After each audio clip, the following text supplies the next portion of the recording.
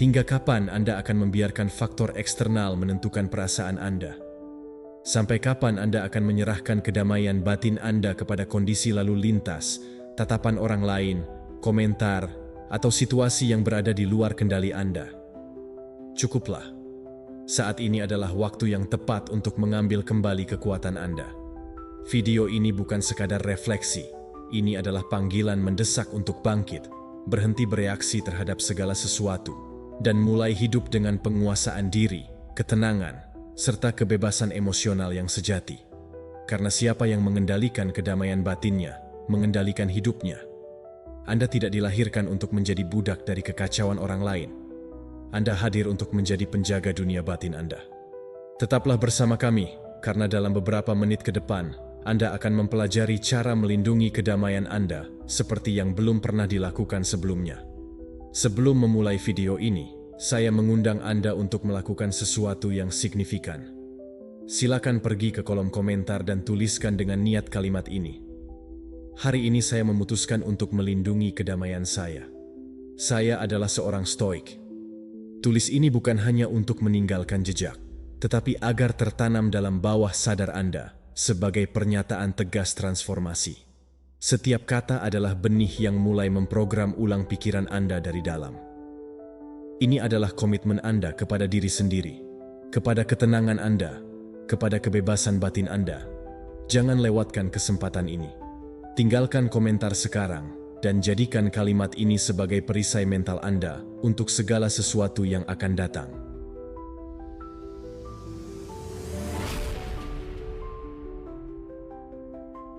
Pertama, ketenangan batin merupakan persepsi stabilitas diri, bukan ketiadaan konflik eksternal. Banyak orang mencari kedamaian batin dengan berusaha mengubah apa yang terjadi di luar. Mereka ingin segalanya teratur tanpa ada yang membantah dengan hari-hari tenang dan situasi eksternal yang sesuai dengan harapan mereka. Namun, kebenaran yang lebih mendalam adalah bahwa kedamaian batin tidak dicapai ketika segalanya sempurna, melainkan ketika Anda baik-baik saja, bahkan ketika situasi di luar tidak mendukung. Hidup tidak berhenti mengalami pasang surut, kekacauan, tekanan, konflik, dan kejadian tak terduga akan selalu ada. Namun, apa yang mendefinisikan Anda bukanlah apa yang Anda hadapi, melainkan bagaimana Anda menghadapinya. Dan disitulah kedamaian batin menjadi senjata rahasia Anda, tempat perlindungan yang tak terkalahkan. Ketika Anda menyadari bahwa Anda tidak dapat mengontrol segala sesuatu yang terjadi di luar, tetapi Anda dapat memilih bagaimana Anda merespons di dalam, kekuatan sejati mulai muncul.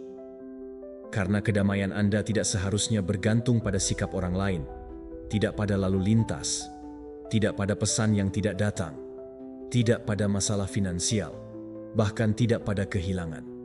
Kedamaian Anda terletak pada kemampuan Anda untuk tetap hadir, terakar, dengan hati yang tenang, bahkan ketika segala sesuatu di sekitar Anda tampak gaduh. Dunia mungkin sedang terbakar, tetapi Anda memilih untuk tidak terbakar bersamanya. Bayangkan pikiran Anda sebagai sebuah danau. Keadaan adalah batu yang jatuh di permukaannya. Jika Anda terus bereaksi, setiap batu akan menghasilkan gelombang besar yang mengguncang Anda. Namun, jika Anda mengembangkan ketenangan, jika Anda bekerja pada pusat Anda, batu-batu itu masih jatuh, tetapi air hampir tidak bergetar. Ini bukan berarti tidak ada masalah, tetapi Anda tidak lagi mendefinisikan diri Anda berdasarkan masalah tersebut. Ketika Anda berhenti mendefinisikan diri Anda dengan kekacauan eksternal, Anda mulai menemukan identitas sejati. Seseorang yang lebih kuat dari yang Anda kira, lebih stabil dari yang terlihat, dan lebih bijaksana dari yang Anda duga. Untuk mencapai transformasi ini, Anda harus mulai dengan mengamati reaksi-reaksi Anda. Apa yang memicu Anda? Apa yang membuat Anda marah? Mengapa satu kata dari seseorang bisa mengubah suasana hati Anda sepanjang hari? Mengapa Anda membiarkan situasi eksternal memiliki kekuatan atas kesejahteraan batin Anda? Dengan mulai mengajukan pertanyaan-pertanyaan ini, Anda mulai mematahkan rantai tak terlihat yang mengikat Anda pada reaktivitas. Ini bukan tentang menjadi dingin atau acuh tak acuh, tetapi tentang mengembangkan kedewasaan emosional yang memungkinkan Anda untuk merespons alih-alih bereaksi. Kedewasaan itu dibentuk melalui praktik harian. Misalnya, Ketika sesuatu mengganggu Anda, bernapaslah sebelum berbicara. Amati emosi Anda. Jangan menolak untuk merasakannya, tetapi juga jangan biarkan itu menguasai Anda. Jadilah saksi, bukan budak. Latih pikiran Anda seperti Anda melatih otot. Setiap kali Anda memilih diam daripada berteriak, pengertian daripada penilaian, atau jeda daripada ledakan, Anda memperkuat kedamaian batin Anda. Hal yang paling indah dari ini adalah seiring waktu, Anda berhenti berpura-pura bahwa Anda dalam kedamaian dan mulai menjadi kedamaian itu sendiri. Ingatlah bahwa kedamaian bukanlah ketiadaan konflik, melainkan kehadiran yang sadar di tengah konflik. Dan hal ini sepenuhnya mengubah cara Anda hidup. Anda berhenti melarikan diri, berhenti menyalahkan, berhenti menunggu segalanya sempurna. Anda mulai menerima ketidaksempurnaan sebagai bagian dari perjalanan dan menemukan keindahan di tengah kekacauan. Oleh karena itu, kedamaian batin bukan hanya menjadi cara hidup, tetapi juga tanda bahwa Anda telah belajar untuk mempercayai diri sendiri, mempercayai proses Anda, dan melepaskan apa yang tidak dapat Anda kendalikan. Yang paling mengesankan adalah ketika Anda mengembangkan kedamaian ini, intuisi Anda menjadi lebih jelas. Anda tidak lagi bertindak dari urgensi atau kecemasan, tetapi dari koneksi yang lebih dalam dengan diri Anda sendiri. Keputusan Anda menjadi lebih autentik. Energi Anda tidak lagi terbuang untuk bereaksi terhadap segalanya. Kehadiran Anda menjadi lebih kuat, lebih magnetis, lebih tenang, dan tanpa Anda sadari, Anda mulai mempengaruhi orang lain hanya dengan cara Anda ada. Karena kedamaian sejati tidak hanya mengubah Anda, tetapi juga mengubah lingkungan di sekitar Anda. Dari sudut pandang stoicisme, kedamaian batin ini adalah hasil dari penguasaan diri. Kita tidak dapat mengontrol peristiwa, tetapi kita dapat mengontrol bagaimana kita menginterpretasikannya. Kita tidak memilih apa yang terjadi, tetapi kita memilih bagaimana merespons. Bagi seorang stoik, kebebasan sejati terletak pada tidak menjadi budak dari emosi eksternal atau penilaian orang lain. Kedamaian menjadi kebajikan, dan kebajikan menjadi jalan menuju keunggulan. Jadi, hari ini saya ingin mengundang Anda untuk mempraktikkan kedamaian ini, untuk mengamati diri Anda di tengah kebisingan, untuk bernapas ketika segala sesuatu mendorong Anda untuk meledak, untuk mempercayai ketika segala sesuatu menggoda untuk meragukan. Dalam praktik harian itu, dalam kembalinya yang konstan ke pusat Anda akan menemukan bahwa kedamaian bukanlah sesuatu yang Anda temukan. Itu adalah sesuatu yang Anda pilih dari momen ke momen. Kedua, menyembuhkan luka jiwa untuk mendapatkan kembali ketenangan batin. Proses penyembuhan luka emosional bukanlah tanda kelemahan. Itu adalah tindakan keberanian, karena hanya mereka yang benar-benar kuat yang berani melihat ke dalam dan menghadapi apa yang menyakitkan, yang tidak nyaman, yang masih berdarah di dalam, meskipun tidak ada orang lain yang melihatnya. Mudah untuk mengabaikan, mengalihkan perhatian, atau melarikan diri. Tetapi mengabaikan rasa sakit tidak menghapusnya. Itu hanya menguburnya lebih dalam. Seiring waktu, rasa sakit yang tersembunyi itu dapat berubah menjadi kemarahan, kecemasan, kesedihan, atau reaksi yang berlebihan terhadap hal-hal kecil.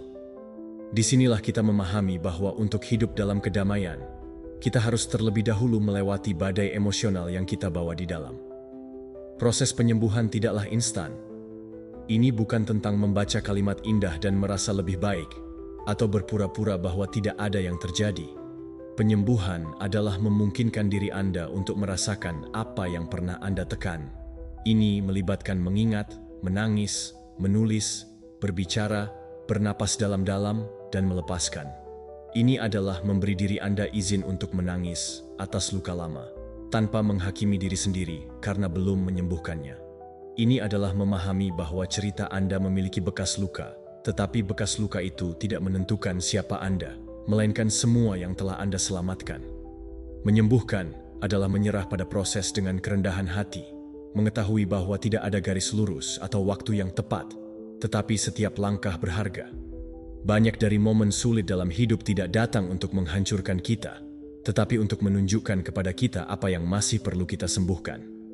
Komentar yang melukai lebih dari biasanya, situasi yang membuat Anda bereaksi dengan kemarahan yang berlebihan, ketakutan yang muncul tanpa alasan logis, adalah pintu menuju dalam.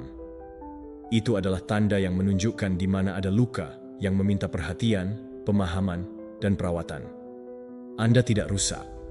Anda sedang dalam proses pembangunan. Dalam rekonstruksi pribadi ini, setiap emosi yang ditekan yang Anda lepaskan, setiap trauma yang Anda hadapi, setiap kebenaran yang Anda terima, membawa Anda lebih dekat pada kedamaian yang Anda cari. Dari sudut pandang stoicisme, kedamaian batin tidak berasal dari menghindari rasa sakit, tetapi dari menghadapinya dengan keberanian dan alasan. Epictetus menyatakan bahwa bukanlah hal-hal itu sendiri yang mengganggu kita, tetapi interpretasi kita terhadapnya. Oleh karena itu, orang bijak tidak melarikan diri dari masa lalu atau menolaknya, tetapi mengamatinya dengan ketidakberpihakan, belajar darinya, dan membebaskan diri dari bebannya. Penyembuhan emosional bagi seorang stoik adalah tindakan penguasaan internal. Melepaskan perbudakan dari penderitaan masa lalu untuk memilih ketenangan saat ini. Menyembuhkan secara emosional melibatkan berhenti membawa rasa bersalah yang bukan milik Anda. Mengampuni mereka yang telah menyakiti Anda, bukan karena mereka layak, tetapi karena Anda layak mendapatkan kedamaian dan, yang terpenting, belajar untuk memperlakukan diri Anda dengan kasih sayang. Dialog internal Anda akan berubah. Anda tidak lagi menghakimi diri sendiri karena merasa, tetapi Anda menemani diri Anda. Anda tidak lagi memaksa diri untuk selalu kuat, tetapi Anda mengakui bahwa menyembuhkan juga berarti menangis, juga berarti jatuh, juga berarti meminta bantuan ketika Anda membutuhkannya. Disinilah pembebasan sejati terjadi. Ketika Anda membiarkan diri Anda menjadi manusia tanpa berhenti maju, mempraktikkan terapi pernapasan, menulis jurnal emosional, menerima pendampingan terapeutik, atau hanya bermeditasi setiap hari. Itu bukan kemewahan atau kelemahan. Itu adalah alat transformasi, alat yang mengembalikan kekuatan untuk menyadari, melepaskan yang ditekan dan meringankan beban. Ada rasa sakit yang Anda bawa sejak masa kanak-kanak. Ada keyakinan yang membatasi yang terpasang di pikiran Anda tanpa Anda sadari. Ada luka emosional yang telah mempengaruhi hubungan Anda, keputusan Anda, dan bahkan harga diri Anda. Hari ini Anda dapat mulai menyembuhkan semua itu. Tidak sekaligus, tetapi langkah demi langkah. Jadilah sabar dengan diri Anda. Jangan bandingkan proses Anda dengan orang lain. Jangan memaksakan diri untuk sembuh dalam seminggu dari apa yang telah mempengaruhi Anda selama bertahun-tahun. Ketika Anda merasa tidak maju, ingatlah ini. Setiap kali Anda memilih untuk merasa daripada menekan, berbicara daripada diam, menangis daripada mengeraskan diri, Anda sedang menyembuhkan. Setiap kali Anda memilih diri Anda, meskipun hanya sedikit, Anda sedang menyembuhkan. Tidak ada kemunduran ketika Anda melakukannya dengan kesadaran. Bahkan kekambuhan Anda adalah bagian dari proses. Ketika Anda mulai benar-benar sembuh, Anda akan merasakannya. Bukan karena segalanya sempurna, tetapi karena di dalam diri Anda akan ada lebih banyak keheningan, lebih banyak kejelasan, lebih banyak ketenangan. Ketiga, berhentilah mengukur nilai diri Anda menurut pandangan orang lain dan mulailah hidup dari esensi Anda. Anda telah lama berusaha menyesuaikan diri dengan cetakan yang bukan milik Anda, mengubah perilaku agar tidak membuat orang lain merasa tidak nyaman, membungkam pendapat Anda untuk menghindari penolakan, dan mencari persetujuan seolah-olah nilai diri Anda bergantung pada senyuman orang lain. Namun, sudah saatnya untuk bangkit, sudah saatnya Anda memahami kebenaran yang kuat. Harga diri Anda tidak boleh dibangun dengan bata yang diberikan oleh orang lain, karena jika Anda melakukannya, setiap kritik akan menjatuhkan Anda, setiap penolakan akan mematahkan Anda, dan setiap ketidakpedulian akan mengosongkan Anda. Masalahnya bukanlah keinginan untuk dicintai. Kita semua mendambakan koneksi. Namun, ketika rasa nilai diri Anda terikat pada penilaian orang lain, Anda menjadi sandera emosional dari apa yang mereka pikirkan, katakan, atau tidak katakan. Anda hidup dengan berusaha menyenangkan, seolah-olah Anda adalah karakter yang perlu disetujui untuk ada. Itu bukan kebebasan, itu adalah perbudakan yang menyamar sebagai simpati. Semakin Anda mencari persetujuan, semakin jauh Anda dari keautentikan Anda. Dan yang terburuk adalah, bahkan jika Anda mendapatkannya, Anda tidak merasa terpenuhi karena di dalam hati Anda tahu bahwa Anda diterima karena versi yang telah diedit dari diri Anda. Ketika Anda memutuskan untuk memisahkan harga diri Anda dari pendapat orang lain, sesuatu yang luar biasa terjadi. Autentisitas yang sejati dimulai. Anda tidak lagi menyaring kata-kata Anda untuk terlihat baik. Anda tidak lagi menyembunyikan keunikan Anda untuk tidak membuat orang lain tidak nyaman. Anda tidak lagi mengkhianati diri Anda untuk diterima. Anda mulai bertindak dari nilai-nilai Anda, dari kebenaran Anda, dari pusat Anda. Meskipun pada awalnya ini mungkin mengganggu beberapa orang, hal ini akan menarik mereka yang benar-benar sejalan dengan Anda. Mereka yang hanya menyukai Anda ketika Anda menyenangkan akan menjauh, tetapi mereka yang menghormati Anda karena menjadi diri Anda yang sejati akan mendekat.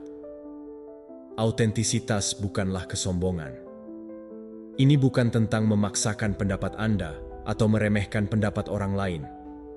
Ini adalah mengetahui siapa diri Anda tanpa membutuhkan validasi terus-menerus. Ini adalah kemampuan untuk mendengarkan kritik tanpa hancur. Ini adalah memiliki kejelasan bahwa nilai diri Anda tidak berubah hanya karena seseorang tidak melihatnya. Orang-orang dapat menghakimi, salah paham, atau mengabaikan, tetapi itu tidak ada hubungannya dengan nilai diri Anda, karena penilaian orang lain lebih banyak mencerminkan mereka daripada diri Anda. Jadi, bagaimana cara menerapkan ini? Pertama, berhentilah bertanya. Apakah mereka akan menyukai apa yang saya katakan? Dan mulailah bertanya. Apakah ini mencerminkan siapa saya dan apa yang saya percayai? Tinjau keputusan harian Anda. Apakah Anda berpakaian seperti itu karena itu mencerminkan diri Anda, atau karena Anda berharap mereka menyetujuinya? Apakah Anda diam dalam percakapan karena menghormati atau karena takut? Apakah Anda menerima rencana tersebut karena Anda menikmatinya atau untuk menghindari mengecewakan? Setiap jawaban akan mengungkap seberapa banyak Anda mengkhianati diri Anda untuk menyenangkan. Kedua, perkuat identitas internal Anda. Tuliskan nilai-nilai Anda, apa yang tidak bisa dinegosiasikan, apa yang benar-benar penting bagi Anda. Kenali diri Anda dengan kejujuran yang brutal, karena hanya ketika Anda tahu siapa diri Anda bisa berhenti bergantung pada siapa yang orang lain ingin Anda jadi.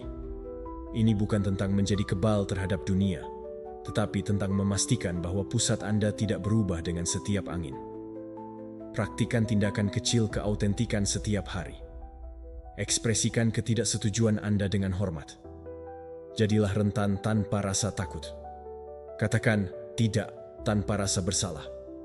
Tunjukkan apa yang Anda cintai meskipun itu tidak populer. Itulah cara untuk mendesprogram bertahun-tahun ketergantungan emosional. Seiring waktu, Anda akan merasakan sesuatu yang indah. Anda merasa bebas.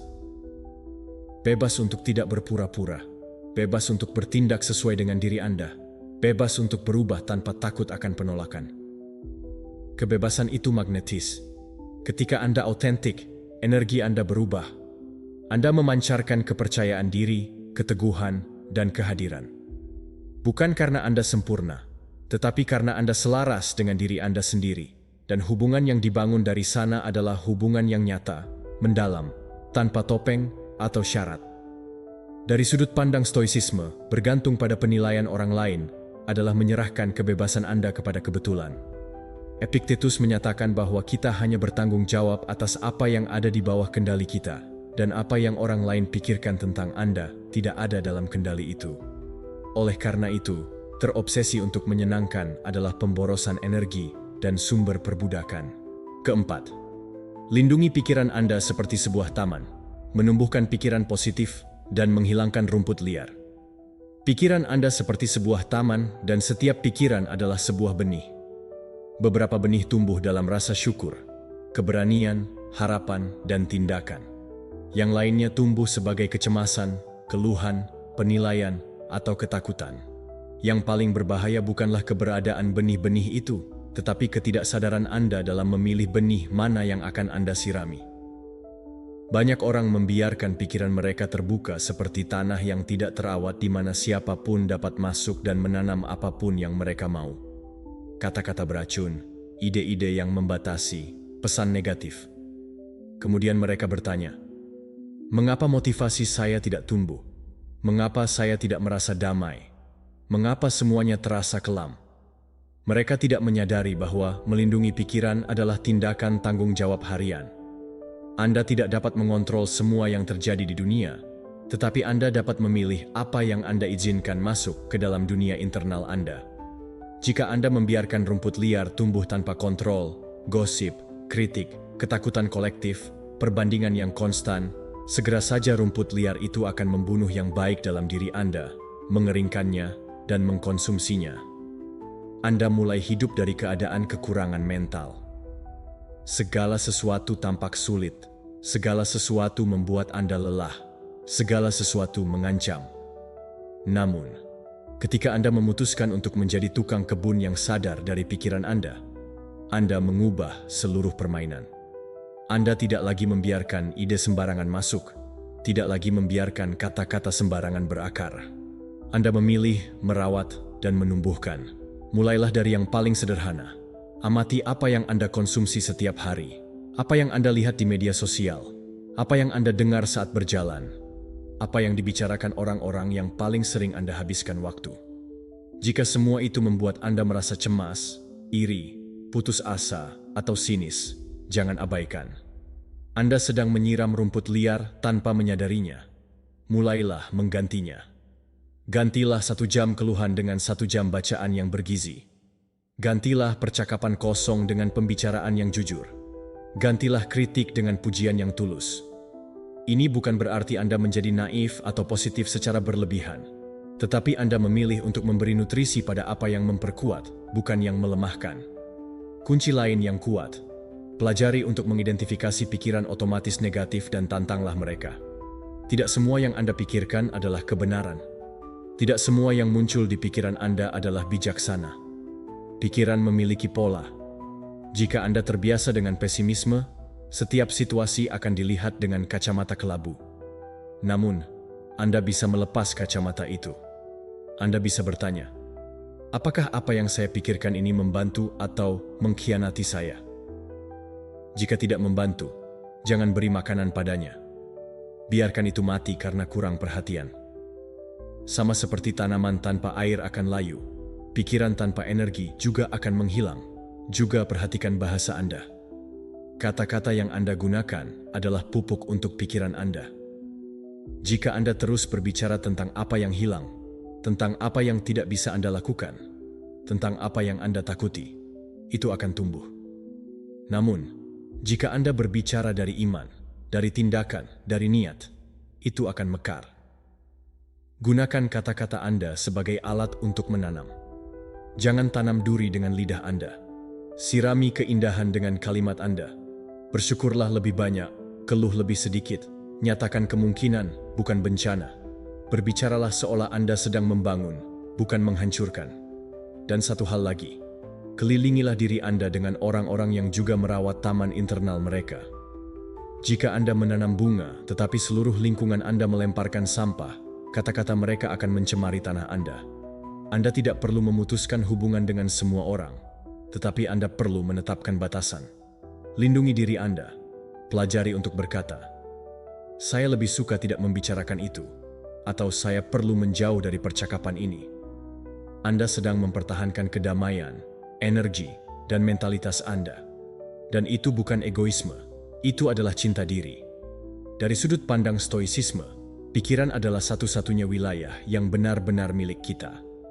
Marcus Aurelius berkata, ketenangan sempurna terdiri dari keteraturan pikiran. Kita tidak dapat menghindari datangnya pikiran gelap atau rangsangan eksternal, tetapi kita dapat memutuskan bagaimana merespons. Orang bijak bukanlah orang yang tidak memiliki rumput liar, tetapi orang yang mencabutnya tanpa ragu. Kebajikan terletak pada merawat jiwa seperti tukang kebun merawat kebun mereka dengan disiplin, perhatian, dan tujuan. Jadi hari ini, saya mengundang Anda untuk mengambil tanggung jawab itu. Jadilah penjaga taman mental Anda. Pilih pikiran Anda seperti Anda memilih apa yang Anda tanam. Rawat kata-kata Anda seperti Anda merawat hujan yang menyirami tanah Anda. Amati lingkungan Anda seperti seseorang yang melindungi apa yang sedang tumbuh. Kelima, kebahagiaan sejati adalah keadaan alami dari diri, tanpa keinginan atau keterikatan. Anda telah mengacaukan kebahagiaan dengan tujuan yang belum Anda capai, dengan hal-hal yang belum Anda miliki, dengan orang-orang yang belum datang, atau dengan situasi yang belum sejajar. Namun, apa yang akan terjadi jika saya memberitahu Anda bahwa kebahagiaan sejati bukanlah sesuatu yang dicari, melainkan sesuatu yang terungkap ketika Anda berhenti mencarinya?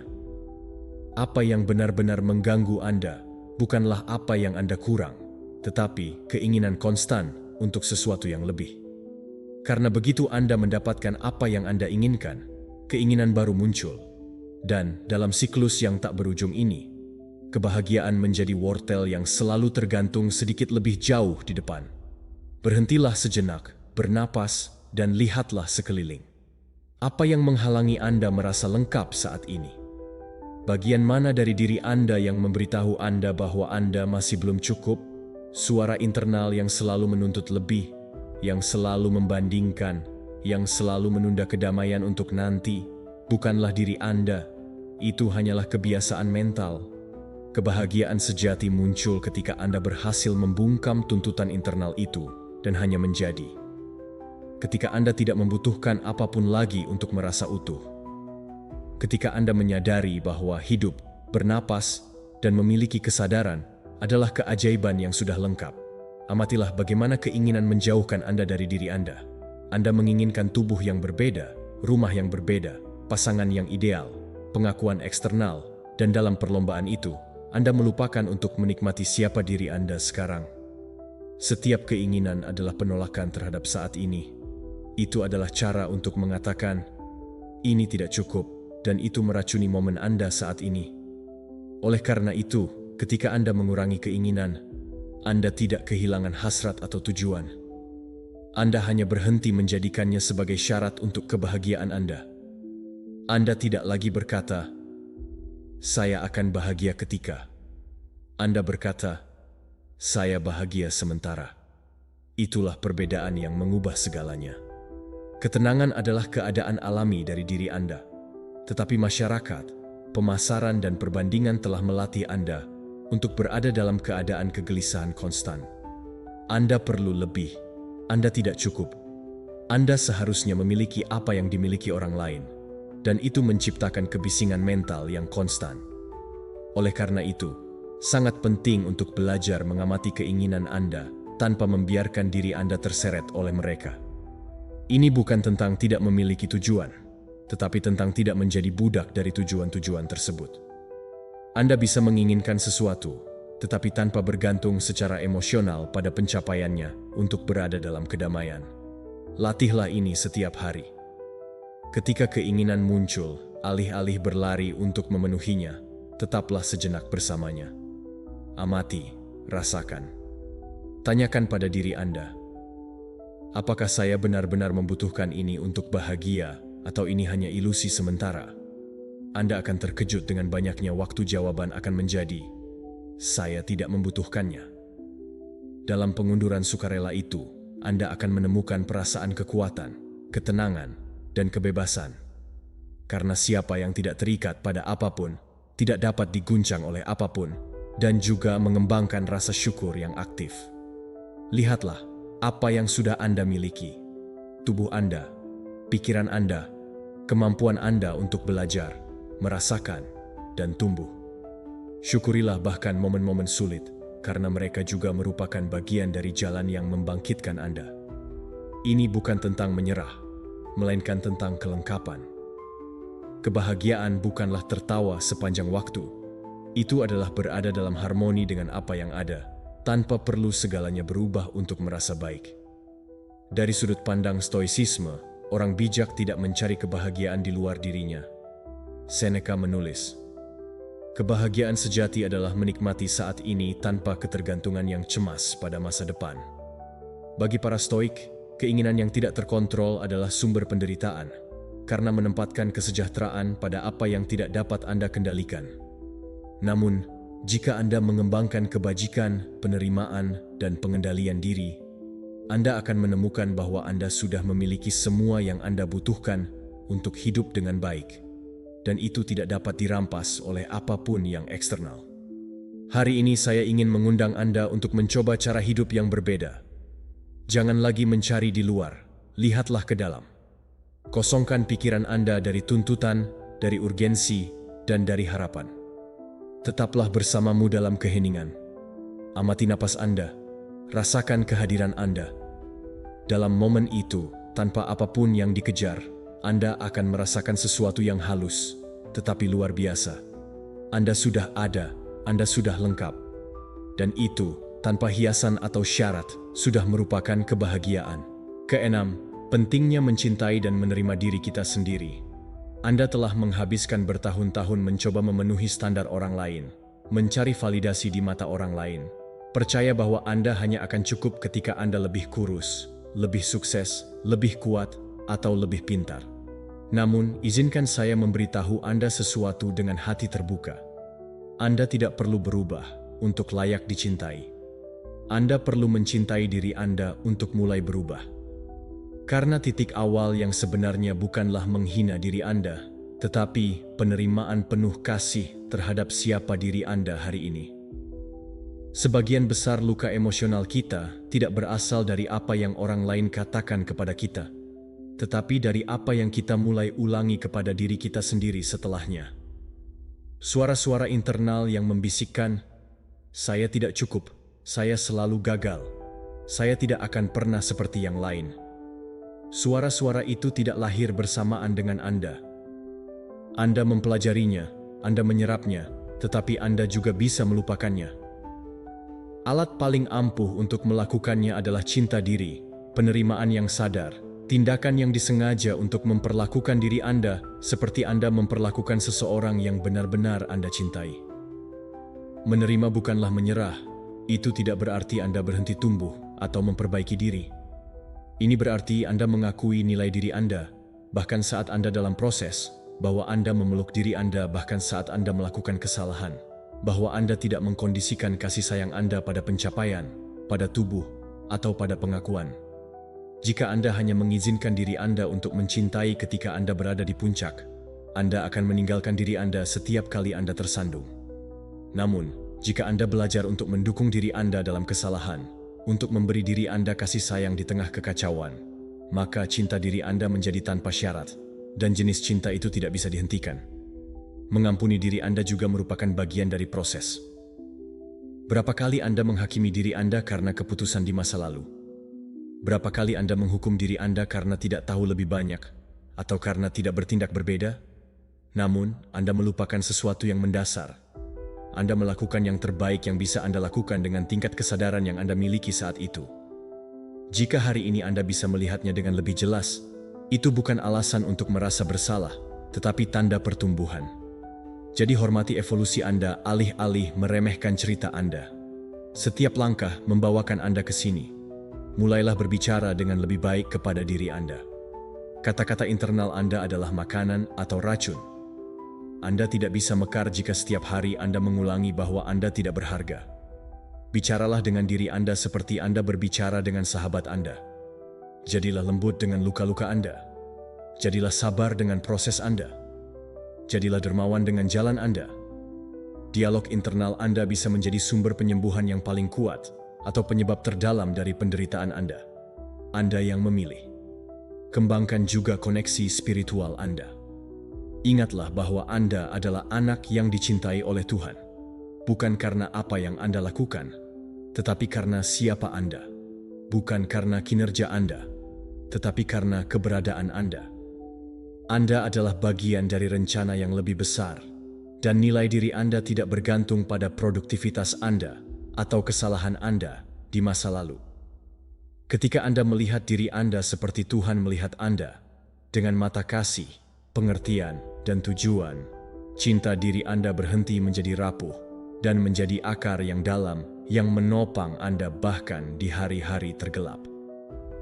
Dari sudut pandang stoisisme, mencintai dan menerima diri sendiri bukanlah tindakan egois, tetapi bijaksana. Epictetus menyatakan bahwa tidak ada yang bisa damai dengan orang lain jika tidak damai dengan dirinya sendiri. Kedamaian itu lahir ketika Anda berhenti melawan sifat Anda sendiri. Ketika Anda memahami bahwa, meskipun tidak sempurna, Anda layak. Bahwa kemanusiaan Anda bukanlah kegagalan, tetapi bagian esensial dari keberadaan Anda. Orang bijak menerima, memahami, dan menjaga diri mereka sendiri.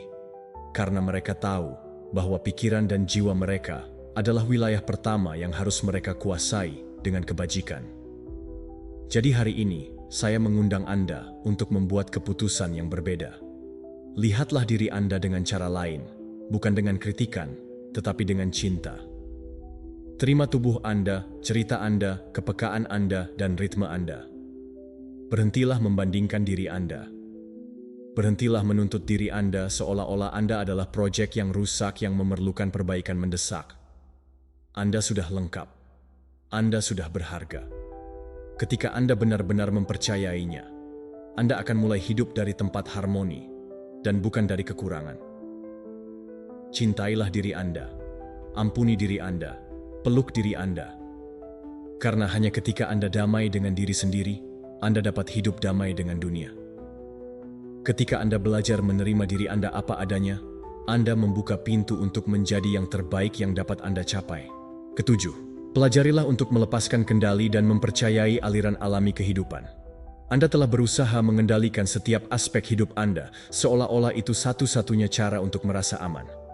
Anda membuat rencana, mengantisipasi, khawatir, dan merasa lelah. Semua dengan ilusi bahwa jika Anda berhasil membuat segalanya berjalan sesuai harapan, maka Anda akan merasakan kedamaian.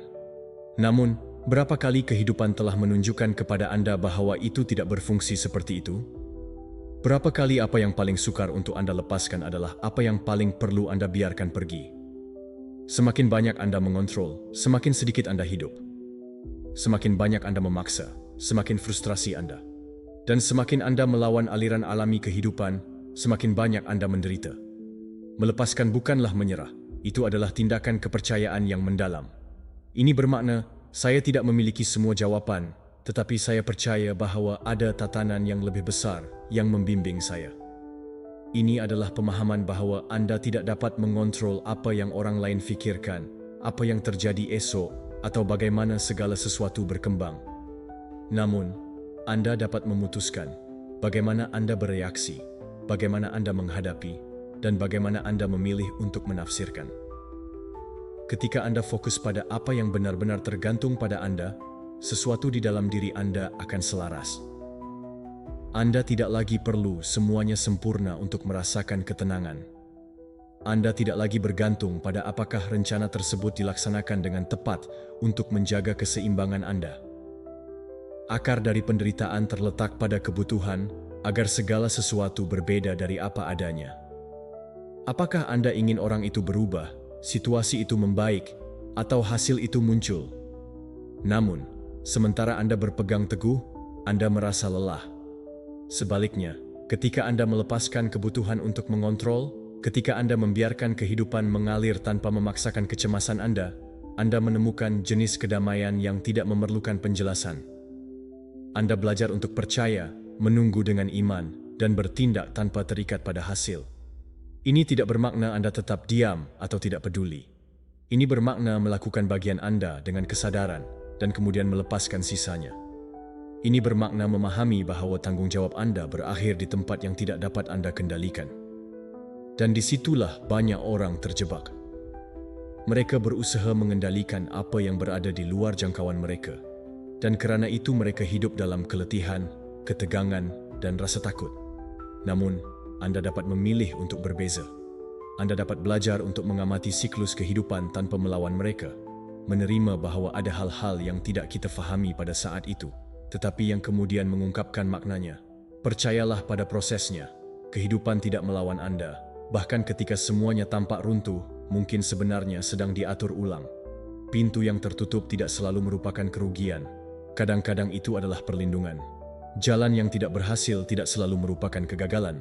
Kadang-kadang itu adalah pengalihan. Namun, jika Anda terlalu fokus agar segala sesuatu berjalan seperti yang Anda inginkan, Anda akan melewatkan apa yang kehidupan coba berikan kepada Anda. Mulailah hari ini. Buatlah daftar hal-hal yang tidak dapat Anda kendalikan. Bacalah dengan suara keras. Kemudian tarik napas dalam-dalam dan lepaskan. Katakan, "Ini tidak lagi milikku." Dan kemudian buatlah daftar lain tentang apa yang bisa Anda lakukan. Kebiasaan Anda, sikap Anda, keputusan Anda, kata-kata Anda. Disitulah kekuatan Anda. Dan ketika Anda bergerak dari ruang itu, dari penerimaan dan tindakan yang terfokus, hidup Anda berubah. Bukan karena segala sesuatu di luar menjadi sempurna, tetapi karena di dalam segala sesuatu mulai teratur.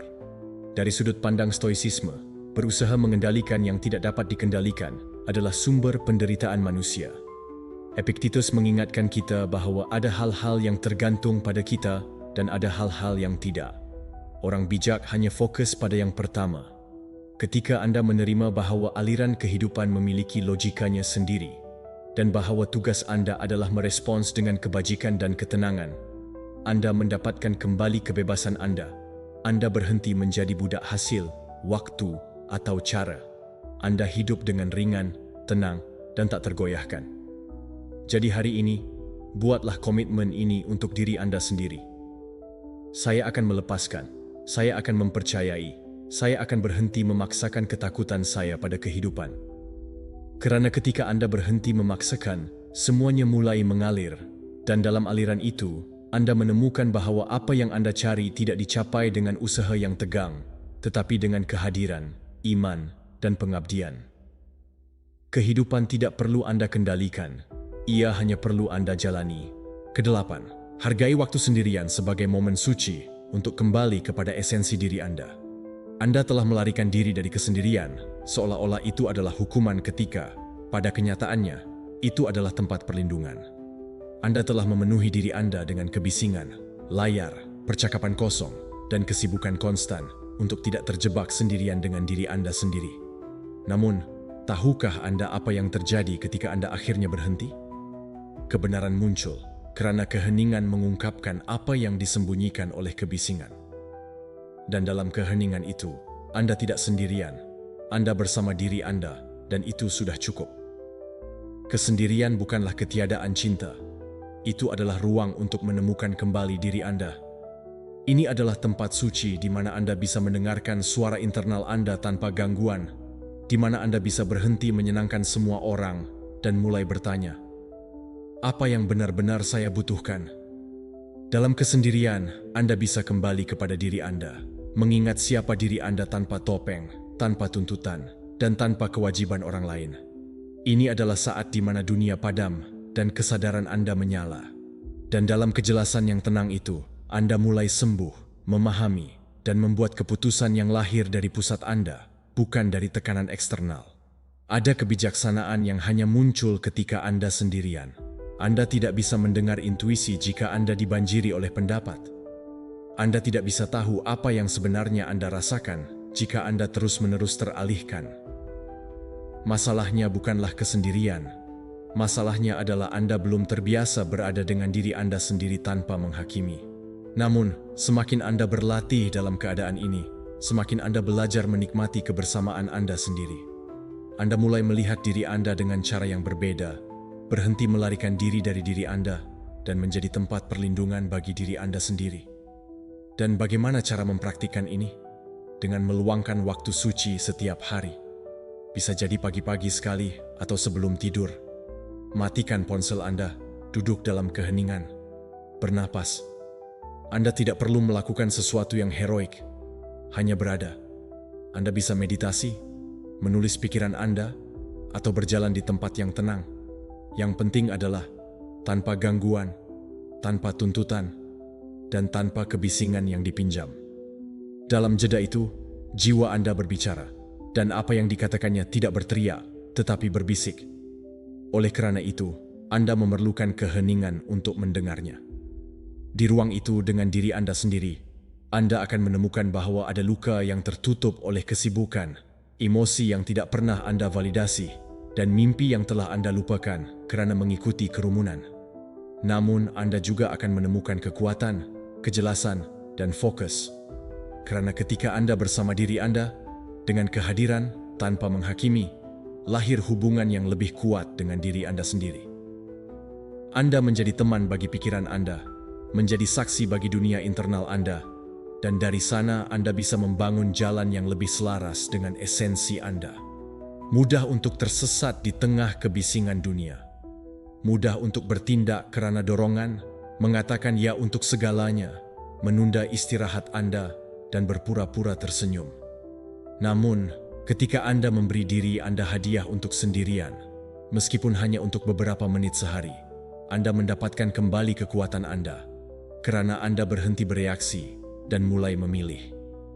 Anda tidak lagi melakukan apa yang dilakukan semua orang. Anda melakukan apa yang jiwa Anda minta. Anda tidak lagi hidup karena dorongan. Anda hidup dengan arah. Dan itu mengubah segalanya. Dari sudut pandang stoicisme, kesendirian adalah kesempatan yang paling mulia untuk mengembangkan kebajikan. Seneca mengatakan kepada kita bahwa siapapun yang merasa baik dengan dirinya sendiri tidak pernah sendirian. Orang bijak memanfaatkan ketenangan untuk memeriksa hidupnya, memperkuat karakternya, dan mengamati jiwanya tanpa gangguan. Dia tidak perlu mengisi waktunya dengan kebisingan karena dia tahu bahwa kebebasan terbesar adalah yang dirasakan dalam keheningan batin, dan kejelasan yang lahir di sana lebih berharga daripada nasihat eksternal apapun.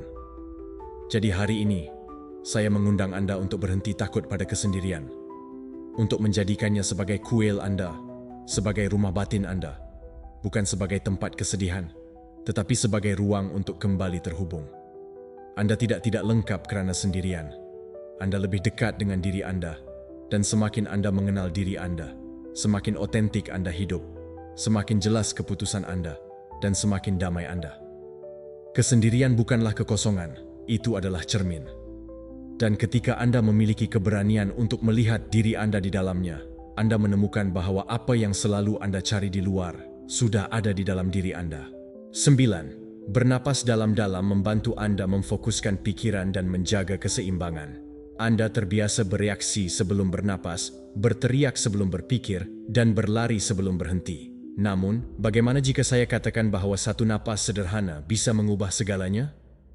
Bahwa momen antara rangsangan dan respons Anda adalah ruang di mana Anda mendapatkan kembali kekuatan Anda. Kerana ketika Anda bernapas dengan kesadaran, Anda kembali kepada diri Anda. Dan ketika Anda kembali kepada diri Anda, kekacauan tidak lagi menguasai Anda. Pernapasan bukan hanya biologi, itu adalah kunci langsung ke pikiran Anda, ke sistem saraf Anda, dan ke kedamaian Anda. Ketika Anda bernapas dangkal di tengah stres, tubuh Anda masuk ke mode ancaman, pikiran Anda menjadi cepat, detak jantung Anda berdetak kencang, dan keputusan Anda menjadi kabur. Namun, ketika Anda menghirup dalam-dalam, Anda membawa ketenangan ke tubuh dan kejelasan ke pikiran. Anda berakar pada saat ini dan membebaskan diri dari dorongan otomatis. Anda tidak lagi menjadi korban emosi, tetapi pengamatnya. Setiap kali stres menghampiri Anda, berhentilah. Jangan berbicara dulu, jangan bertindak. Bernapas, hirup melalui hidung, embuskan perlahan melalui mulut, dan sambil melakukannya, ulangi dalam pikiran Anda. Saat saya menghirup, saya menenangkan tubuh saya. Saat saya menghembuskan napas, saya tersenyum. Ini adalah frasa yang sangat sederhana, tetapi sangat kuat, kerana menghubungkan fisik dengan emosional, ketenangan dengan rasa syukur. Dan yang terbaik, itu tersedia untuk Anda di mana saja, kapan saja. Anda tidak perlu alat atau teknik canggih. Anda hanya perlu mengingatkan diri Anda bahwa bernapas adalah kembali.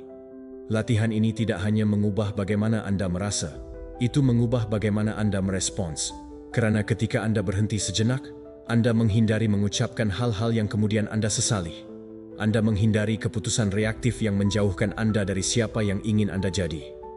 Pernapasan seperti saklar internal yang memungkinkan Anda menurunkan volume kebisingan mental dan kembali ke pusat Anda. Ini adalah praktik kehadiran, dan kehadiran adalah ibu dari semua jawaban bijak. Ini bukan hanya tentang bernapas baik saat meditasi. Ini tentang mengintegrasikan praktik ini dalam keseharian Anda. Dalam sebuah diskusi, bernapas. Dalam rapat yang tegang, bernapas. Ketika Anda merasa kewalahan, cemas, atau terputus, bernapas. Karena pernapasan yang sadar ini bukan hanya istirahat fisik. Itu adalah tindakan spiritual. Ini memberitahu tubuh Anda aman, dan memberitahu pikiran Anda, saya memiliki kendali. Lakukan juga di pagi hari, sebelum membuka ponsel, sebelum berbicara dengan seseorang. Duduklah sejenak dan bernapas dalam-dalam selama beberapa menit. Dengarkan suara inhalasi Anda. Rasakan bagaimana dada Anda mengembang. Syukuri udara yang masuk dan keluar. Ini mengonfigurasi pikiran Anda agar hari dimulai dengan kejelasan dan bukan dengan terburu-buru. Dan jika Anda melakukannya sebelum tidur, istirahat Anda akan lebih dalam, karena Anda akan melepaskan kebisingan hari itu dengan setiap hembusan napas. Dari sudut pandang stoicisme, bernapas dengan sadar adalah cara praktis untuk melatih penguasaan diri. Epictetus berkata bahwa kita tidak mengendalikan peristiwa, tetapi kita bisa mengendalikan bagaimana kita menafsirkannya dan bagaimana kita merespons. Dan ruang antara peristiwa dan respons adalah tempat masuknya pernapasan. Stoik bukanlah orang yang tidak merasakan, dia adalah orang yang tidak terombang-ambing. Dia adalah orang yang belajar menunggu, bernapas, dan merespons dari akal dan bukan dari dorongan. Dan, ya, itu tampak kecil, tampak tidak signifikan, tetapi cobalah untuk melakukannya setiap hari di saat-saat ketegangan. Dan Anda akan melihat bahwa di mana sebelumnya ada teriakan, sekarang ada jeda. Di mana sebelumnya ada kecemasan, sekarang ada kejelasan. Di mana sebelumnya Anda kehilangan kendali, sekarang Anda mendapatkan kembali kendali dengan satu inhalasi sederhana. Pernapasan yang sadar adalah benang yang menghubungkan Anda dengan pusat Anda, dengan kebijaksanaan internal Anda, dan dengan kekuatan Anda yang sebenarnya. Hari ini, saya mengundang Anda untuk memulai dari sini, dari yang paling dasar, dari yang paling manusiawi, dari yang paling transformatif, pernapasan Anda. Karena ketika Anda bernapas dengan niat, Anda tidak hanya menenangkan tubuh Anda, menyembuhkan pikiran Anda, bersatu dengan kedamaian Anda, dan di tengah kekacauan, sementara semua orang bereaksi, Anda bernapas dan memilih dari kebenaran diri Anda. 10. Kekuatan mikro petualangan. Anda telah terjebak dalam perangkap rutinitas, di mana setiap hari muncul sebagai pengulangan tanpa jiwa dari yang sebelumnya. Anda bangun, melakukan hal yang sama, melihat yang sama, berpikir yang sama dan, tanpa menyadari, semangat Anda mulai padam. Namun, ada percikan yang bisa Anda nyalakan, strategi yang kuat untuk mendapatkan kembali kekaguman, vitalitas, dan koneksi dengan kehidupan, mikro petualangan. Anda tidak memerlukan perjalanan besar atau investasi mahal. Anda hanya perlu memecahkan, meskipun hanya untuk beberapa menit, pola yang dapat diprediksi dari hari Anda. Mikro petualangan adalah pengalaman singkat, dapat diakses, tetapi sangat berarti. Bisa jadi berjalan di jalan yang belum pernah Anda lalui, melihat matahari terbit dari tempat yang berbeda, menulis dengan tangan yang tidak dominan, memasak resep eksotis, membaca penulis yang belum pernah Anda sentuh, atau berbicara dengan seseorang di luar lingkaran Anda yang biasa. Yang penting bukanlah skala, tetapi niat. Ini tentang mengizinkan diri Anda untuk terkejut, keluar dari mode otomatis, dan terhubung kembali dengan bagian penasaran dan hidup di dalam diri Anda. Pikiran Anda diperkuat saat menjelajah, ia berkarat saat mengulang. Neuroscience mengkonfirmasi ini. Dengan memperkenalkan perubahan kecil dan tantangan, area otak yang merangsang kreativitas, fokus, dan motivasi diaktifkan. Ini seperti udara segar untuk jiwa, karena ketika Anda melakukan sesuatu yang berbeda, meskipun kecil, Anda juga mengubah cara berpikir, merasakan, dan melihat kehidupan. Setiap mikro petualangan adalah pengingat bahwa masih ada keindahan yang perlu ditemukan, bahkan dalam yang sehari-hari, dan Anda tidak memerlukan waktu berjam-jam. Terkadang, 10 menit sudah cukup. Keluar untuk berjalan tanpa tujuan dengan semua indera terbuka. Matikan ponsel dan dengarkan suara-suara di sekeliling Anda. Duduklah di taman, di kafe baru dan tuliskan apa yang Anda amati. Menari dengan lagu yang tidak Anda kenal. Luangkan malam untuk melihat bintang dari atap atau jendela rumah Anda. Apakah Anda melihatnya? Ini bukan tentang gerakan besar. Ini tentang memilih saat ini, memberi kehidupan pada hari Anda dengan dosis kecil kebaruan. Lakukan dengan sengaja. Jadwalkan satu mikro petualangan setiap minggu. Tulis, beri tanggal, berikan pentingnya yang layak, karena jika Anda menunggu untuk memiliki waktu, itu tidak akan pernah terjadi. Namun, jika Anda menjadikannya prioritas, seperti halnya vitamin emosional, segera Anda akan menyadari bahwa tidak hanya suasana hati Anda meningkat, tetapi juga ketahanan Anda, koneksi Anda dengan diri Anda sendiri, dan kejelasan mental Anda. Bahkan hubungan Anda membaik karena Anda datang dengan lebih banyak cerita, lebih banyak keterbukaan, dan lebih banyak kehadiran. Dan jika bisa, lakukanlah di alam, keluar dari beton dan bernapas udara segar, menyentuh tanah, mendengar air, atau merasakan sinar matahari adalah terapi itu sendiri. Tubuh Anda direset, pikiran Anda tenang, dan jiwa Anda terisi ulang. Dalam momen-momen itu, Anda menyadari betapa banyak jawaban yang menunggu dalam keheningan dan betapa banyak keajaiban ada di luar layar dan urgensi. Dari sudut pandang stoicisme, mikropetualangan bukanlah keinginan, tetapi praktik kehadiran. Marcus Aurelius mengatakan, kebahagiaan hidup Anda tergantung pada kualitas pikiran Anda, dan pikiran diperbarui ketika pikiran teroksigenasi. Orang bijak tidak hidup terjebak dalam pengulangan. Mereka mencari pengalaman yang memperkuat karakter mereka, yang memperluas kesadaran mereka, dan yang mengingatkan mereka bahwa hidup juga bermakna takjub. Anda tidak perlu melarikan diri dari dunia, Anda hanya perlu melihatnya dengan mata baru. Jadi hari ini saya mengundang Anda untuk mencobanya. Jangan menyulitkan diri Anda. Jangan twitchy. Minggu ini, pilihlah satu mikropetualangan. Lakukan sesuatu yang berbeda. Jelajahi dengan niat, hidup dengan rasa ingin tahu. Karena bukan rutinitas yang memadamkan kehidupan. Itu adalah berhenti menjelajah. Dan ketika Anda mengembangkan pengalaman kecil yang memecahkan inersia, segala sesuatu di dalam diri Anda teraktifkan kembali. Anda menemukan kembali dunia Anda, menemukan kembali kekuatan Anda, dan menemukan kembali apa artinya benar-benar hidup. Mikropetualangan tidak mengubah dunia. Mereka mengubah cara Anda menghidupinya, dan itu, percayalah, mengubah segalanya. 11. Jaga kesehatan fisikal Anda untuk menjaga keadaan emosional yang positif. Anda telah mencari jawaban dalam buku, video, dan saran motivational. Tetapi ada sesuatu yang sering Anda abaikan, tubuh Anda. Karena tidak peduli seberapa kuat Anda ingin menjadi mental, jika kesehatan fisikal Anda memburuk, cepat atau lambat suasana hati Anda akan turun. Tubuh Anda bukanlah penghalang untuk pertumbuhan batin Anda, itu adalah fondasinya. Dan merawatnya bukanlah kesombongan, itu adalah kebijaksanaan. Karena tubuh yang lelah, meradang, atau buruk gizi tidak dapat mendukung pikiran yang jernih atau hati yang tenang. Bukan kebetulan bahwa ketika Anda tidak tidur dengan baik, segala sesuatu mengganggu Anda.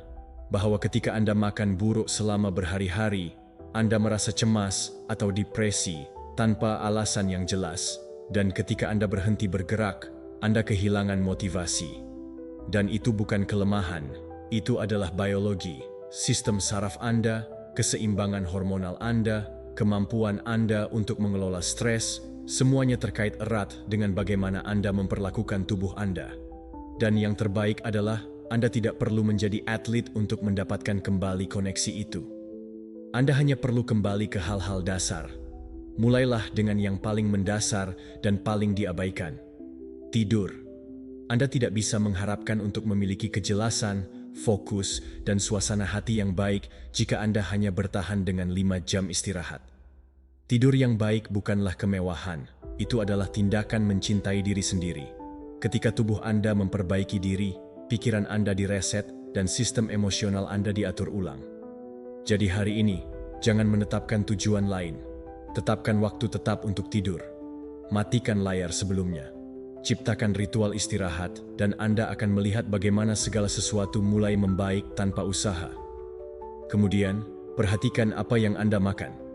Setiap makanan yang masuk ke dalam tubuh Anda adalah informasi. Itu memberitahu sel-sel Anda bagaimana bersikap, memberitahu otak Anda bagaimana merasa. Oleh karena itu, ketika Anda mengonsumsi produk olahan, gula berlebihan, dan makanan kosong, energimu menurun, iritabilitasmu meningkat, dan kemampuanmu untuk beradaptasi runtuh. Namun, ketika Anda memilih buah-buahan, sayuran, lemak baik, protein bersih, dan air, Anda memberi tubuh Anda bahan bakar yang benar-benar dibutuhkannya untuk mendukung pikiran yang tenang dan jiwa yang stabil. Dan jangan lupakan gerakan. Itu tidak harus di gym. Bisa jadi berjalan, menari, meregangkan, naik tangga, melakukan yoga, atau berlari. Yang penting adalah mengaktifkan tubuh Anda secara teratur, karena olahraga tidak hanya memperkuat otot, melepaskan endorfin, mengatur kortisol, dan membersihkan pikiran Anda. Seringkali Anda tidak perlu berpikir lebih sedikit. Anda hanya perlu bergerak lebih banyak. Dan dalam gerakan itu, stres menghilang, kecemasan menurun, dan pikiran Anda mendapatkan arah. Lakukan dengan sederhana tetapi konsisten. Jangan mencari kesempurnaan, carilah komitmen. Jangan melakukannya dari tuntutan, lakukan dari perawatan. Tanyakan pada diri Anda setiap hari, apa yang bisa saya lakukan hari ini agar tubuh saya merasa lebih baik? Dan dengarkan jawabannya. Terkadang itu akan menjadi istirahat, terkadang itu akan menjadi berkeringat, dan terkadang itu akan menjadi makan dengan kesadaran. Namun, selalu, tanpa pengecualian, itu akan menjadi langkah menuju kesejahteraan Anda secara total. Dari sudut pandang Stoicism, tubuh adalah alat yang melayani jiwa. Ini bukan tentang mengagungkannya, tetapi tentang menghormatinya. Epictetus berkata bahwa, meskipun tubuh bukan yang terpenting, itu adalah alat kita untuk bertindak di dunia. Dan jika alat itu lemah atau terabaikan, kemampuan kita untuk hidup dengan kebajikan juga akan terabaikan. Oleh kerana itu, orang bijak merawat tubuhnya bukan kerana kesombongan, tetapi kerana tanggung jawab. Kerana dia tahu bahawa hanya di dalam tubuh yang seimbang, pikiran yang tenang dapat berkembang dan hidup dengan tujuan. Jadi hari ini, saya mengundang Anda untuk terhubung kembali dengan tubuh Anda sebagai tindakan transformasi emosional. Jangan menunggu untuk merasa baik untuk merawat diri Anda. Rawat diri Anda untuk merasa baik. Jadikan kesehatan fizikal Anda sebagai prioritas dan bukan pilihan yang ditunda. Kerana ketika Anda menghormati tubuh Anda, segalanya teratur, suasana hati Anda meningkat, pikiran Anda menjadi jelas, ketahanan Anda menguat, dan tiba-tiba, kedamaian yang Anda cari tidak lagi terasa seperti konsep yang jauh, tetapi sebagai pengalaman nyata yang dipertahankan dari dalam. Jaga tubuh Anda, kerana ketika tubuh Anda kuat, jiwa Anda bisa terbang. 12. Latih pengelolaan efektif atas kekhawatiran dan stres. Anda telah mengacaukan kekhawatiran dengan tanggung jawab. Anda telah percaya bahawa memikirkan apa yang bisa salah berulang kali adalah sinonim dari kedewasaan, kewaspadaan, atau kecerdasan. Namun, izinkan saya memberitahu Anda sesuatu yang bisa mengubah hidup Anda. Kekhawatiran yang tidak produktif tidak menyelesaikan apapun. Itu hanya menguras energi Anda, hanya membuat Anda terjebak, dan hanya mengisi pikiran Anda dengan kebisingan dan tubuh Anda dengan ketegangan. Dan yang paling buruk adalah bahwa dengan fokus pada apa yang tidak dapat Anda kendalikan, Anda mengabaikan satu-satunya hal yang ada di tangan Anda, tindakan Anda saat ini. Mengkhawatirkan adalah mengulang masalah secara mental, tanpa bergerak menuju solusi.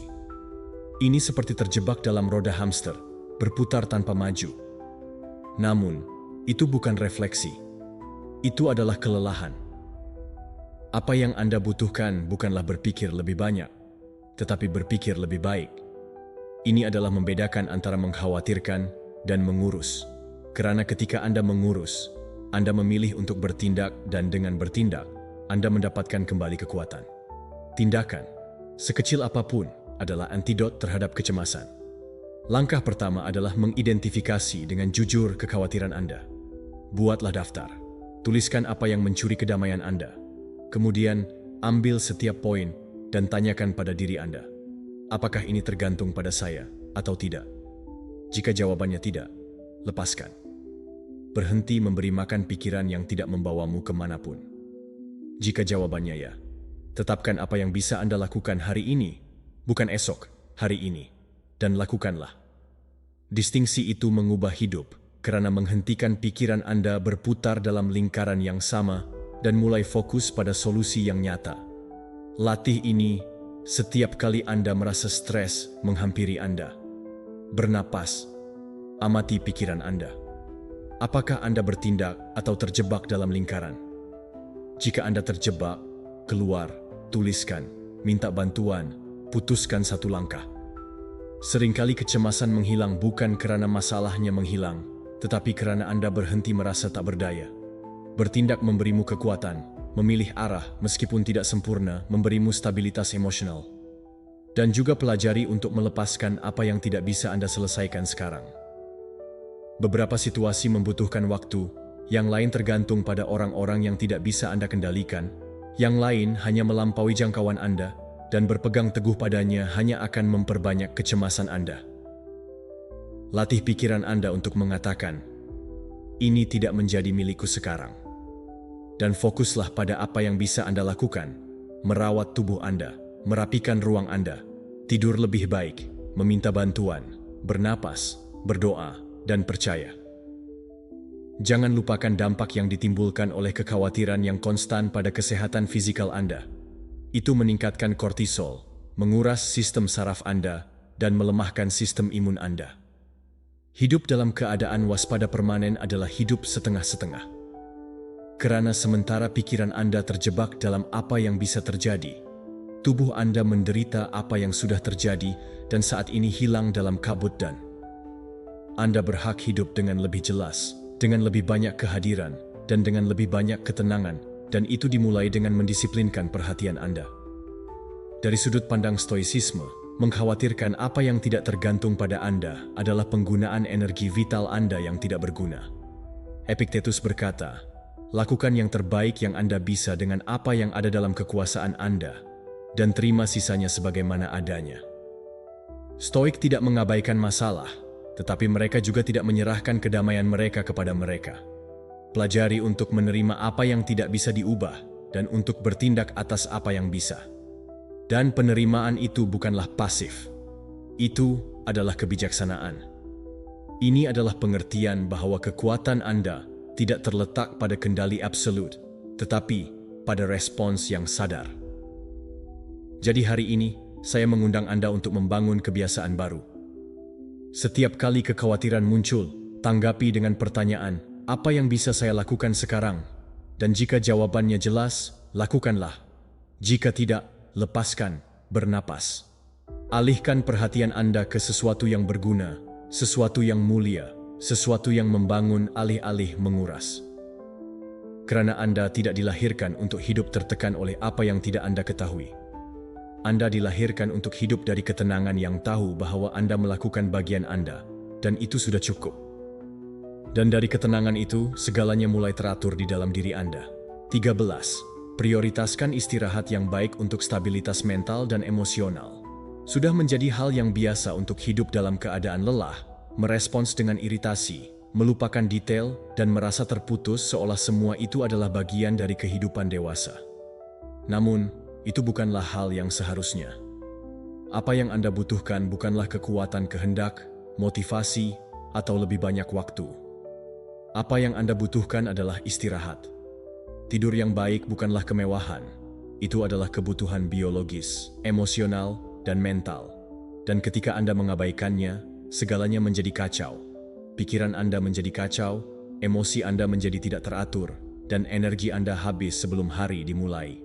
Otak Anda perlu tidur untuk direset, untuk membersihkan limbah beracun yang terakumulasi selama hari, untuk memproses emosi, mengingat pembelajaran, dan menyeimbangkan sistem hormonal Anda. Jika Anda menghalanginya dari istirahat, Anda mulai melihat kehidupan dengan kabut yang mengaburkan penilaian Anda. Anda menjadi lebih reaktif, lebih tidak sabar, dan lebih rentan terhadap stres. Dan bukan karena dunia semakin sulit, tetapi karena Anda kurang siap untuk menghadapinya karena Anda tidak dipulihkan dari dalam.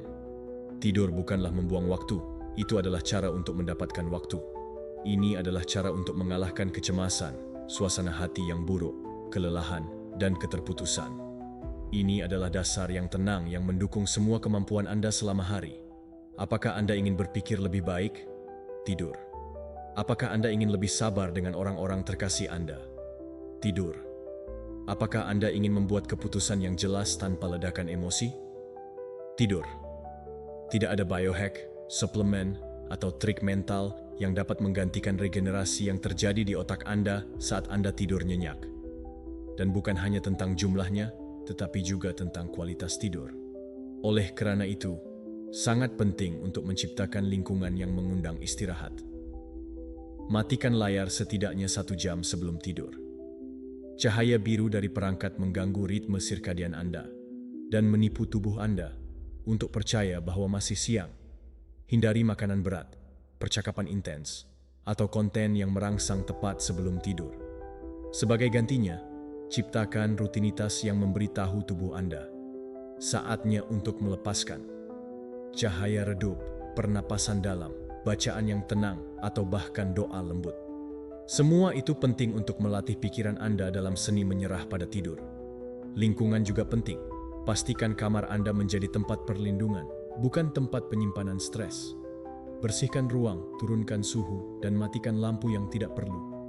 Pastikan tempat tidur Anda bukan tempat di mana Anda memeriksa email, tetapi tempat di mana Anda beristirahat tanpa merasa bersalah.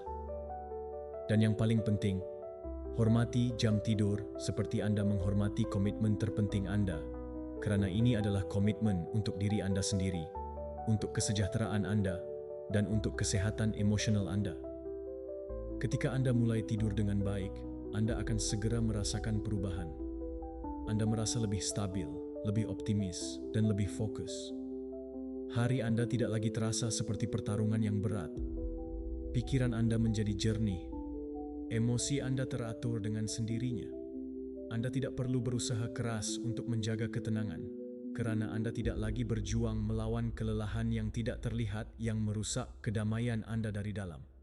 Segalanya membaik ketika Anda beristirahat. Dari sudut pandang stoicisme, istirahat bukanlah kemalasan atau indulgensi. Itu adalah alat yang diperlukan untuk hidup dengan kebajikan. Marcus Aurelius, bahkan di tengah kewajibannya sebagai kaisar, berbicara tentang nilai moderasi dan perawatan tubuh sebagai tindakan rasional. Orang bijak memahami bahwa pikirannya perlu teratur dan bahwa ketertiban itu dimulai dengan tubuh. Tidak mungkin untuk berfilosofi atau membuat keputusan dengan baik dengan tubuh yang lelah. Penguasaan diri juga mencakup mengetahui kapan harus berhenti. Jadi hari ini, saya berbicara dengan jelas. Jaga tidur Anda seperti Anda merawat kuil Anda. Lindungi diri Anda dari kelelahan kronis. Jangan menunggu sampai Anda jatuh untuk menjadikan istirahat sebagai prioritas. Anda memiliki hak dan tanggung jawab untuk tidur dengan baik, karena dari istirahat itu, segalanya dibangun dengan lebih stabil, lebih energik, dan lebih hadir. Ini bukan malas, ini adalah strategi. Dan pikiran yang baik istirahat adalah pikiran yang siap untuk hidup dengan niat, ketenangan, dan kekuatan. Tidurlah lebih awal hari ini. Tubuh Anda, jiwa Anda, dan masa depan Anda akan berterima kasih. 14. Dialog internal yang positif mengubah pengalaman emosional dan mentalmu. Apa yang kamu katakan pada dirimu sendiri ketika tidak ada yang mendengarkan, itulah yang mendefinisikan duniamu. Dialog internalmu bukanlah bisikan yang tidak berbahaya. Itu adalah kekuatan yang kuat yang membentuk realitas emosionalmu, kepercayaan dirimu, dan cara kamu menjalani hidup. Karena setiap kata yang kamu ulangi bisa menjadi benih yang mengangkatmu atau rantai yang mengurungmu. Dan yang lebih mengkhawatirkan adalah bahwa seringkali tanpa kamu sadari, kamu telah membiarkan pikiranmu berbicara lebih keras daripada yang akan kamu toleransi pada orang lain. Apakah kamu pernah berhenti untuk mendengarkan bagaimana kamu berbicara pada dirimu sendiri? Dalam kesalahan, dalam kegagalan, dalam momen ketidakpastian, kamu menemani atau menghukum dirimu sendiri. Apakah kamu menjadi tempat perlindunganmu atau algojo? Dialog konstan itu memiliki konsekuensi yang lebih besar dari yang kamu bayangkan. Ketika kamu mengulang bahwa kamu tidak bisa, bahwa kamu selalu gagal, bahwa kamu tidak akan pernah cukup, otakmu menerimanya sebagai kebenaran. Tubuhmu bereaksi dengan ketegangan, motivasimu padam dan energi vitalmu terkuras. Itu bukan sihir, itu neurobiologi. Itu adalah pemrograman mental dan kamu bisa mengubahnya. Langkah pertama adalah mengamati tanpa menghakimi. Sadari kalimat-kalimat yang muncul di pikiranmu ketika kamu menghadapi tantangan. Apa yang kamu katakan tepat sebelum menyerah? Pikiran apa yang muncul ketika kamu melakukan kesalahan? Catat, dan kemudian lihatlah dengan objektivitas. Tanyakan pada dirimu, apakah ini membantuku atau membatasiku? Karena jika kamu sedang menyabotase dirimu sendiri, sudah saatnya untuk campur tangan. Bukan dengan kalimat kosong, tetapi dengan afirmasi yang sadar, realistis, dan penuh kasih. Ini bukan tentang menipu dirimu sendiri, tetapi tentang berbicara pada dirimu seperti kamu berbicara pada seseorang yang kamu cintai. Mulailah melatih pikiranmu, seolah-olah itu adalah anak yang membutuhkan panduan, bukan hukuman. Jika kamu melakukan kesalahan, daripada mengatakan, "Aku adalah bencana," Katakan, aku sedang belajar dan aku bisa memperbaiki. Jika kamu merasa tidak aman, daripada berpikir, aku tidak cocok untuk ini. Ulangi, aku takut, tetapi aku bisa mencobanya bagaimanapun juga. Kamu tidak membayangkan kekuatan yang dimiliki oleh kalimat baik yang diucapkan pada waktu yang tepat. Sebuah kalimat yang mendukung, yang memberikan perspektif, yang mengingatkanmu akan nilaimu ketika kamu paling meragukannya. Jadikan kebiasaan ini sebagai ritual harian. Setiap pagi, sebelum terjun ke dunia, berbicaralah pada dirimu dengan niat. Nyatakan dengan suara keras 3 kalimat yang memperkuat kekuatanmu, ketahananmu, tujuanmu. Itu bisa sederhana. Aku siap untuk hari ini. Aku bisa beradaptasi dengan apapun yang datang. Nilai diriku tidak tergantung pada hasil. Tulis, ulangi, rasakan. Ini bukan permainan motivasi sesaat. Ini adalah pemrograman ulang sistem internalmu. Dan ketika badai datang, karena badai itu akan datang, suara internal yang telah kamu pupuk akan menjadi jangkar bagimu. Kamu tidak akan membutuhkan orang lain untuk mengangkatmu, karena kamu akan belajar untuk bangkit dari dalam. Kamu akan menjadi panduanmu, pelindungmu, penggerakmu, bukan karena kamu memiliki jawaban untuk segalanya, tetapi karena kamu mendampingi dirimu sendiri dengan hormat dan tekad di setiap langkah. Dari sudut pandang stoicisme, membangun dialog internal yang berbudi adalah tanda kebijaksanaan. Seneca mengatakan bahwa kita harus menjadi pelatih bagi diri kita sendiri, berbicara dengan jelas, tetapi juga dengan kasih. Orang stoik tidak terjebak dalam rasa bersalah atau tenggelam dalam belas kasihan diri. Mereka mengamati, mengajar, membimbing, dan bimbingan internal itu dibangun dengan disiplin dan kesadaran diri adalah kunci untuk tetap tenang bahkan di tengah kekacauan. Jadi hari ini aku menantangmu untuk mengubah narasi internalmu. Jangan tunggu sampai kamu merasa baik untuk berbicara baik pada dirimu. Berbicaralah baik pada dirimu untuk mulai merasa lebih baik. Gantilah kritik otomatis dengan suara yang mendorongmu, yang mendukungmu, yang menginspirasimu, bukan karena kamu sempurna, tetapi karena kamu layak diperlakukan dengan martabat yang sama yang kamu tawarkan kepada orang lain. Kamu bukan kesalahanmu. Kamu bukan ketakutanmu. Kamu adalah orang yang memutuskan apa yang akan dilakukan dengan mereka. Dan semuanya dimulai dari bagaimana kamu berbicara pada dirimu, karena pertempuran yang paling penting tidak terjadi di luar. Itu terjadi di pikiranmu. Dan ketika kamu memenangkannya di sana, semuanya mulai selaras. Berbicaralah pada dirimu dengan kekuatan. Berbicaralah pada dirimu dengan kebenaran. Berbicaralah pada dirimu dengan cinta, karena suara yang menyertaimu bisa menjadi batasan terbesarmu atau pembebasan terbesarmu. Dan itu hanya kamu yang memutuskan. 15. Jangan sia-siakan energimu pada distraksi atau orang-orang negatif.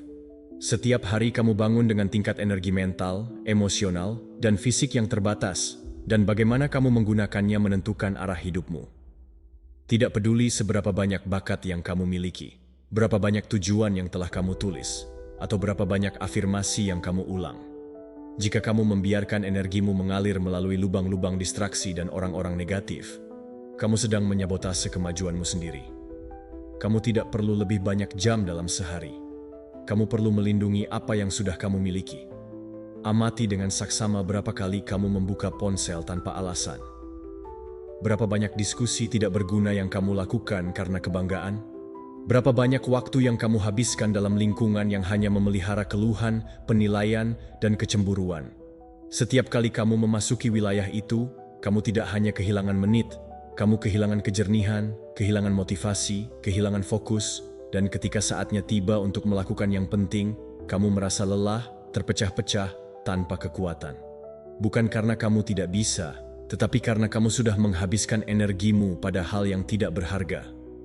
Energi kamu adalah suci, itu adalah bahan bakar ide-ide, keputusan, tujuanmu, dan kamu harus memperlakukannya dengan perhatian yang sama seperti yang kamu lakukan pada rekening bank yang membiayai masa depanmu. Setiap percakapan yang kamu pilih, setiap pemikiran yang kamu beri makan, setiap aktivitas yang kamu izinkan, menambah atau mengurangi. Tidak ada yang netral. Itu membangunmu atau melemahkanmu, dan kamu adalah satu-satunya yang bertanggung jawab atas apa yang kamu biarkan masuk ke dalam perhatianmu. Mulailah melakukan pembersihan energi secara radikal. Buatlah daftar distraksi utamamu. Media sosial tanpa tujuan, berita beracun, serial yang hanya membuatmu mengantuk, kebiasaan otomatis yang menghabiskanmu. Kemudian identifikasi hubungan yang alih-alih mengangkatmu, mengurasmu.